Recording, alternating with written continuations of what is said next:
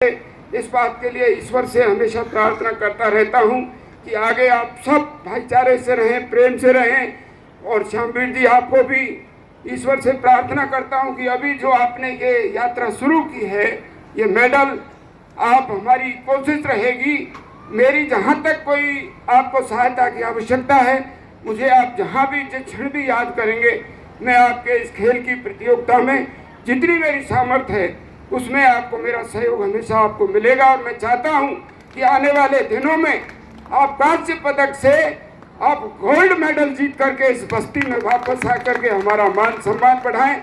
और आप सबने इस ऐतिहासिक पल पर मुझे याद किया।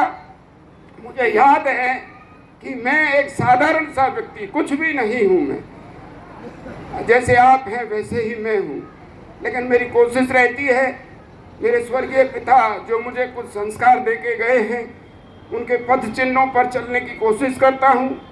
उनका एक जीवन का मूल मंत्र था कि प्रेम पैदा करो, शांति रहे, भाईचारा रहे, सामाजिक समरसता रहे। राजनीति में जातिवाद को उन्होंने कभी स्थान नहीं दिया। जातिवाद से ऊपर उठ करके राजनीति उनकी रही। 30 साल का लगातार यहाँ आपके आशीर्वाद से उनका नेतृत्व रहा। और मेरी कोशिश रहती है कि मैं उन्हीं के पद चिन्हों पर चल के आप लोगों के बीच में आपकी सेवा के लिए हमेशा तत्पर रहने का प्रयास करता हूं। आपने मुझे याद किया, पूरी बस्ती का।